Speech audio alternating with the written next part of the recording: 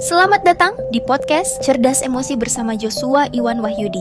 Tempat untuk belajar mengelola perasaan dengan praktis, insightful, dan relevan untuk hidupmu sehari-hari.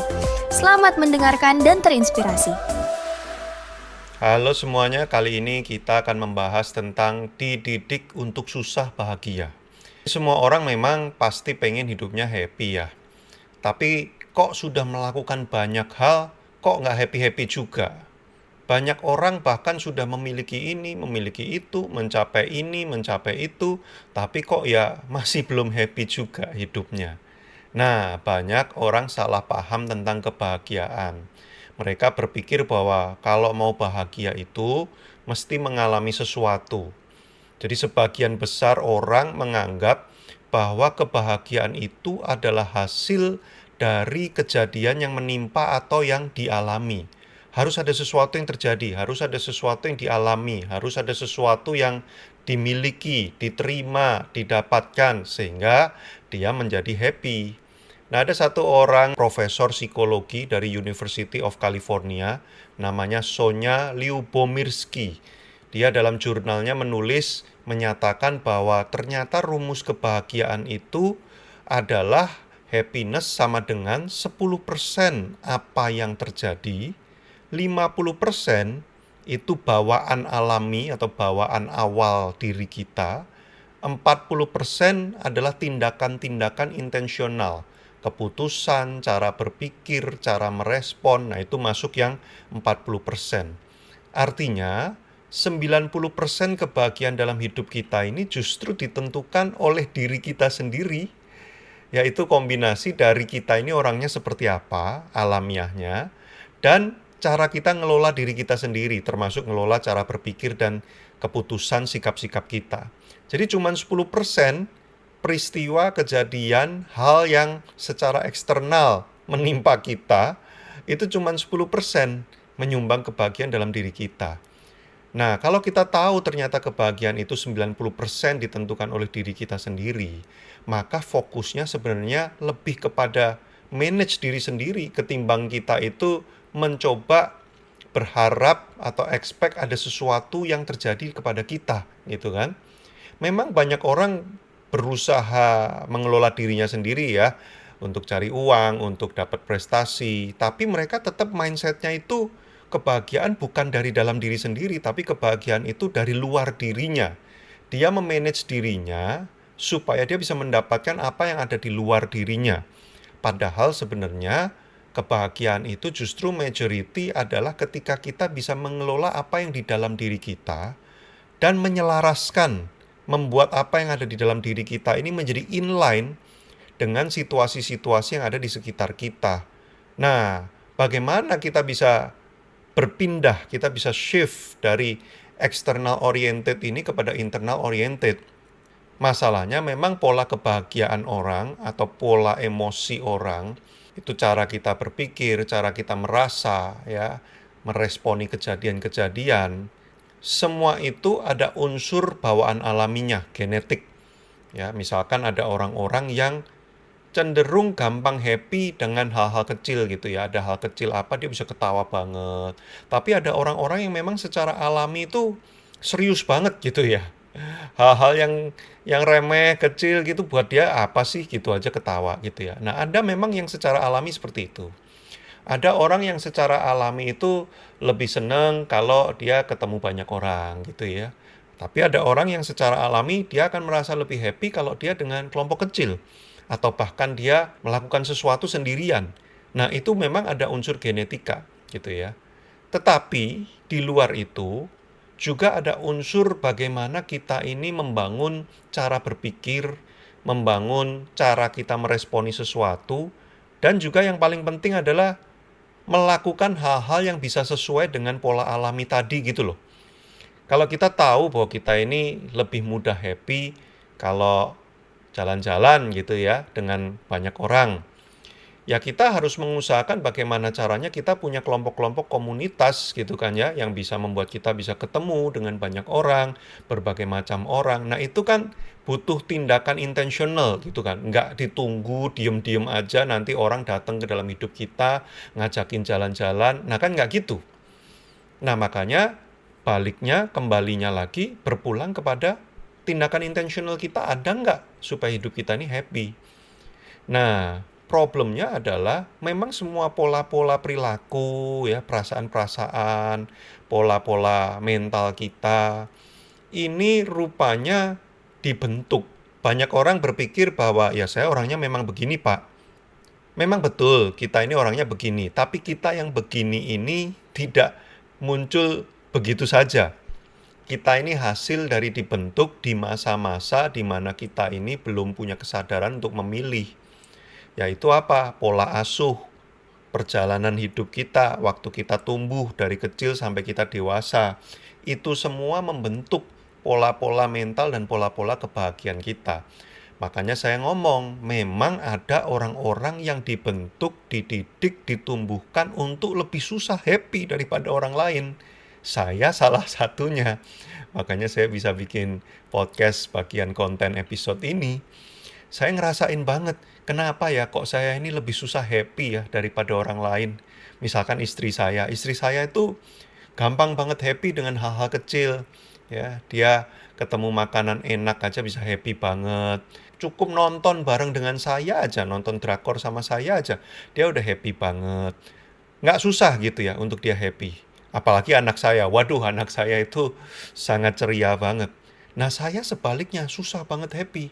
Bahkan udah ngalamin kebaikan atau dapat hal yang luar biasa, kadang-kadang tingkat happy saya cuman secukupnya gitu ya. Kalau orang lain bisa happy banget gitu, saya nggak bisa sampai happy banget. Nah, saya bertanya-tanya, kenapa ya? Saya ini kok kayak gini gitu? Apakah saya memang dilahirkan untuk kayak begini gitu ya? Nggak bisa happy gitu ya?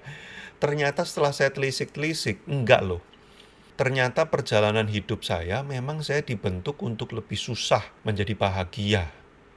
Nah, apa ini yang membentuk seperti ini? Ya tentunya pola asuh dan juga bagaimana budaya lingkungan di sekitar saya. Karena saya memang tumbuh besarnya di keluarga yang broken home, papa mama saya itu berantem terus, sehingga saya secara constantly dari saya kecil, saya berada dalam mode fight or flight.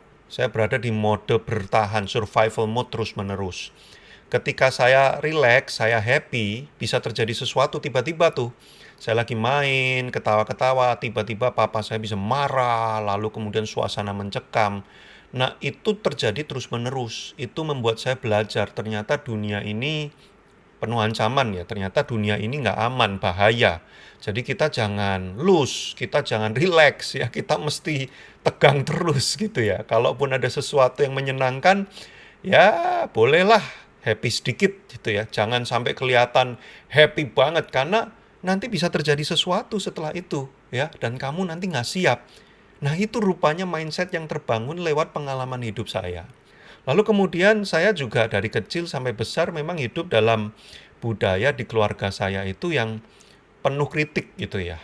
Apa-apa tuh salah, apa-apa nanti itu, lah kok gini, jangan gitu, gini aja.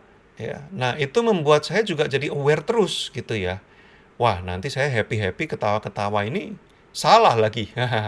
Jadi memang tanpa sadar, ini semua terjadi ketika saya masih belum punya kekuatan yang cukup untuk memilih gitu kan. Maka saya dibentuk. Dan ketika saya sudah dewasa, saya sudah terima program jadi ini. Dan itu membuat saya susah bahagia. Nah ini ada banyak ya, faktor-faktor seperti ini, kejadian-kejadian seperti ini. Dan tiap orang bisa bervariasi. Nah itu yang membentuk pola kebahagiaan orang. Selain tentunya genetik yang dia miliki. Nah, sekarang kan pertanyaannya terus gimana dong Pak? Kalau saya udah terlanjur kayak gitu, apakah ada harapan? Kabar gembiranya, iya ada harapan, karena otak itu plastis gitu ya. Makanya dalam ilmu neuroscience itu dikenal dengan neuroplasticity. Karena ternyata otak kita itu terus beradaptasi dan bisa berubah sesuai dengan apa? Apa pembentukan yang kita lakukan. Maka kita bisa menginstal ulang pola kebahagiaan yang baru ini. Caranya bagaimana Pak? Nah ada beberapa langkah kecil ya, langkah-langkah sederhana yang kita bisa lakukan. Yang pertama, mulai sekarang penting untuk punya lingkungan yang mempengaruhi kita untuk menjadi lebih mudah bahagia. Suka tidak suka, lingkungan membentuk kita. Walaupun kita sekarang sudah dewasa, sudah punya kekuatan untuk memilih buat diri sendiri, tapi lingkunganmu sangat menentukan.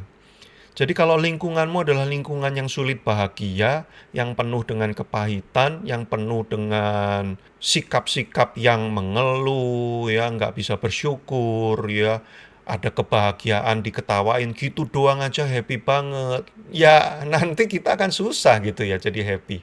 Makanya kita perlu menemukan lingkungan dengan orang-orang yang memang lebih mudah bersyukur, bisa mengapresiasi hal-hal kecil, bisa bahagia dengan hal-hal yang sederhana, bahkan bisa mengapresiasi orang yang happy.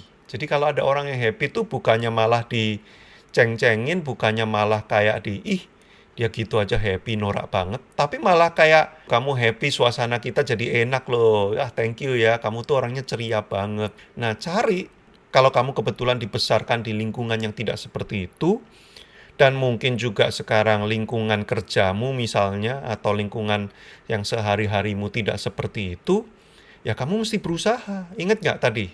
40% kan tindakan intensional. Tindakan intensionalnya mesti berusaha mencari kelompok, pertemanan, komunitas yang memang lebih positif tanda kutip, dalam artian lebih mudah pola kebahagiaannya. Lalu yang kedua, kenali pola yang muncul yang menjadi alarm menunda atau menghambat kamu jadi happy. Misalnya, saya itu paling nggak bisa ditolong dan dikasih kebaikan. Jadi saya cenderung suka menolak. Kalau ada orang mau ngasih apa, mau nolongin apa, saya bilang jangan. Makanya hidup saya jadi susah happy-nya. Karena saya menolak kebaikan orang gitu ya. Ini istri saya yang mengingatkan saya, kamu itu kalau ada orang ngasih kebaikan, kenapa sih kok kamu tolak-tolak gitu ya. Nah, saya belajar dari situ, wah ini pola yang ternyata menghambat saya jadi happy nih. Jadi next time itu muncul dalam hati saya, rasa nggak enak, rasa nggak nyaman ketika ada orang ngasih sesuatu sama saya langsung sadar bahwa ini adalah alarm dari masa lalu saya yang belum tentu relevan untuk hidup saya sekarang. Maka saya tidak harus mengikuti alarm ini. Saya boleh memutuskan sekarang apakah alarm ini mau saya pakai atau saya abaikan saja. Nah, ketika kita punya awareness terhadap pola-pola dan alarm ini, nanti kita akan mampu untuk memilih ketika alarm itu muncul. Kalau nggak sadar, gimana kita bisa lepas? Tapi begitu kita sadar ini ada alarm ini muncul, kita jadi punya power untuk milih. Mau diikutin atau mau diabaikan aja. Nah, lalu yang ketiga, which is ini sangat penting sekali, adalah developing micro joy, yaitu mulai belajar untuk menikmati kebahagiaan-kebahagiaan yang sederhana dan kecil. Langkah praktisnya simple banget. Mulai hari ini, pilih 3, atau kalau nggak bisa 3, 1 aja hal kecil secara random yang bisa dinikmati, disadari, disyukuri, dan diekspresikan lebih happy. Contoh, kalau saya tuh suka sekali minum coklat hazelnut. Nah, makanya kadang-kadang kalau saya udah suntuk kerja gitu ya, saya suka beli online gitu ya, minuman-minuman coklat hazelnut gitu ya. Nah, boleh itu dijadikan gitu ya. Wah, ada coklat hazelnut. Dinikmati rasanya, disyukuri benar-benar, lalu diekspresikan happy sambil senyum. Lalu setelah minum, misalkan saya kasih tahu ke istri saya, wah ini enak banget nih, bikin saya happy. Nah, itu 1 hal aja. Kalau bisa sehari ada 3 hal random kecil. Misalkan kamu bisa jalan-jalan, bisa ketemu temen, bisa curhat, bisa nonton film yang menyenangkan, hal kecil aja, tapi benar-benar dinikmati dan diekspresikan kebahagiaannya. Nanti lama-lama akan kebentuk pola di dalam dirimu, yaitu pola-pola kebahagiaan, kecil-kecil tapi banyak. Nah, ketika ini mulai menjadi kebiasaan, tualah, selamat, kamu sudah menjadi lebih mudah happy daripada sebelumnya. Jadi kebahagiaan itu bergantung dari diri kita sendiri, teman-teman.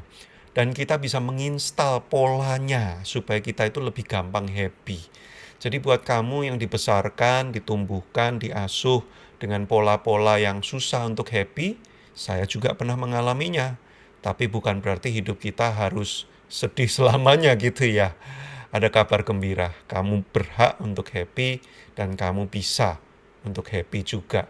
Tidak peduli walaupun keadaan-keadaan yang terjadi di hidup setiap orang masing-masing bisa berbeda-beda, keadilan nasib tiap orang bisa beda-beda, tetapi semua orang berhak dan bisa untuk mengusahakan kebahagiaan. So, be happy from now. Bagaimana pelajaran hari ini? Kalau kamu ingin lebih dalam belajar kecerdasan emosi, ayo segera subscribe di channel YouTube Joshua Iwan Wahyudi atau follow Instagramnya di @joshuaiwanwahyudi.